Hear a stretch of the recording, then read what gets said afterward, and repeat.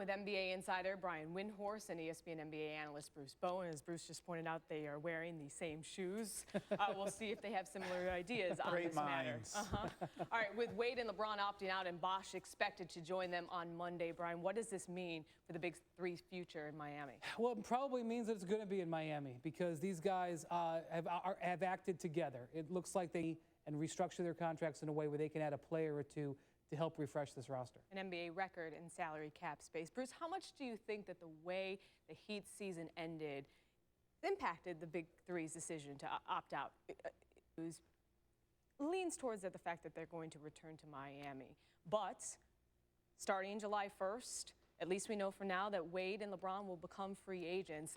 LeBron can pretty much have his picks, but is there a market out there for Wade and Bosh, or do you think any other teams would be interested? I don't think Dwayne Wade can get the kind of money from anywhere. Favorite player in Shabazz Napier, but as we saw in the finals, they're going to need a lot of help around LeBron. What else should they be targeting? Who else should they be targeting to build something around LeBron? Well, I think it's about role players at this particular juncture. You know, a player like LeBron James, he increases the value of what others. So you both think the Big Three are returning to Miami, but what about that big one out in New York? How does this decision impact Melo's free agency? Well, it does theoretically open up the possibility for Carmelo Anthony to come to Miami. And I think definitely the Miami Heat will put that call in. Melo, LeBron, Wade, among others, hit the open market on Tuesday. Free agency officially begins on July 1st. And you can make sure to check out the NBA free agency special on ESPN at 7 p.m. Eastern on Tuesday. Is something wrong with Serena Williams? Probably an unfair question to ask about a 17 Grand Slam champ who's just a year removed from one of the best campaigns of her career. But that's the thing. The drop-off from her record-setting 2013 has been pretty steep. She entered 2014 having won 4 of her last 6 slams and entered the day having been bounced before the quarterfinals in 3 of the past 4 major tournaments, including a 4th-round loss at the Australian Open and a 2nd-round loss at the French Open in May.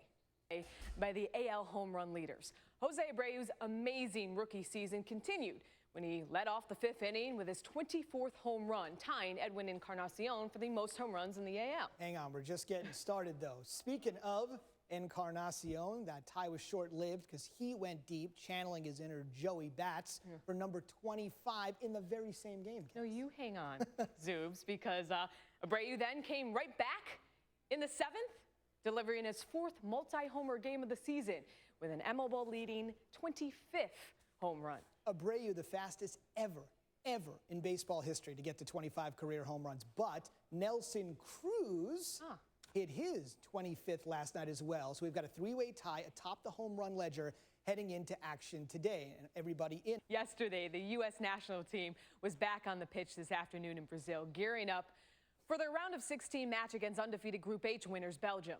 Even though the U.S. survived the group of death, they know they'll have to have their best performance to date Tuesday.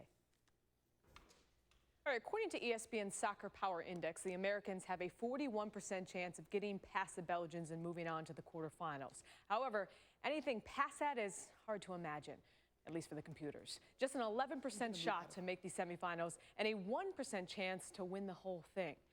So while we have to wait till Tuesday for the game, for the big match tomorrow, Mexico and the Netherlands, here's Mike Tirico and crew from Brazil with a preview.